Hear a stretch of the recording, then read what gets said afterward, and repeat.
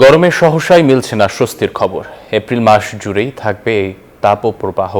তবে আগামী ২৪ ঘন্টায় খুলনা ছাড়া দেশের উত্তর ও উত্তর পূর্বাঞ্চলে বৃষ্টিপাত ও কালবৈশাখী ঝড়ের হতে পারে বলে জানিয়েছে আবহাওয়া অধিদপ্তর। এদিকে অতিরিক্ত গরমে রাজধানী সহ দেশের প্রত্যেকটি হাসপাতালে বেড়েছে ডায়রিয়া, ঠান্ডাজনিত রোগীর সংখ্যা। তাই বিশুদ্ধ পানি পান করা সহ রোদ থেকে বাঁচতে ছাতা ব্যবহারের পরামর্শ চিকিৎসকদের। নাইমাল জিকর প্রতিবেদন বিস্তারিত। দেশ জুড়ে চলছে মৃদু থেকে মাঝারি তাপপ্রবাহ, আর অতিরিক্ত গরমে নাজেহাল মানুষ। তাই প্রচণ্ড গরমে স্বস্তি পেতে পান করছেন রাস্তার পাশে থাকা শরবতের দোকান থেকে কোমল পানীয়।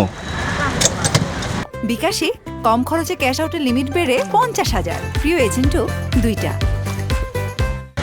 বিশুদ্ধ পানি পান করতে হবে জেনেও উপায় না পেয়ে অস্বাস্থ্যকর পরিবেশ থেকেই কোমল পানীয় পান করতে হচ্ছে রাজধানীবাসীর।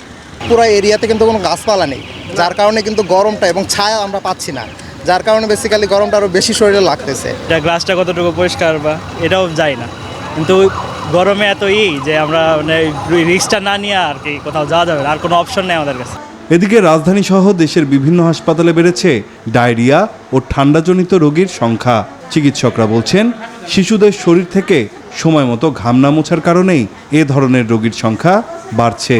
পানিবাহিত রোগটা বেশি হয়, কারণ যারা পানিটা খাচ্ছে বাইরে, তাকে ফুটানো পানি তো খাচ্ছে না, বিশুদ্ধ যদি পানিটা না খায় তাহলে কিন্তু ডায়রিয়া হওয়ার সম্ভাবনা বেশি থাকে।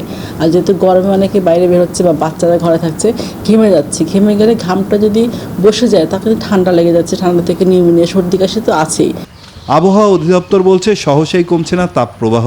উপকূলীয় অঞ্চলগুলোতেও তাপমাত্রা সহনশীল পর্যায়ে থাকলেও জলীয় বাষ্পের কারণে মানুষের মধ্যে তৈরি হচ্ছে অস্বস্তি। ওইরকম স্বস্তির খবর কিন্তু নেই যে তাপমাত্রা কমে যাবে, তাপদাহ থাকবে না। এটা তাপদাহ থাকবে, এটা কিন্তু আপনার এপ্রিল মে মাস এরকমই চলবে। কিন্তু স্বাভাবিক যে তাপমাত্রা থাকার কথা সারা দেশে, তার থেকে গড়ে প্রায় 3 থেকে 4 ডিগ্রি তাপমাত্রা বেশি আছে।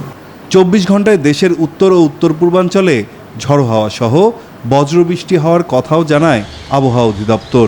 রয়েছে কালবৈশাখীর পূর্বাভাসও। নাইম আল চিকো, নিউজ 24, ঢাকা।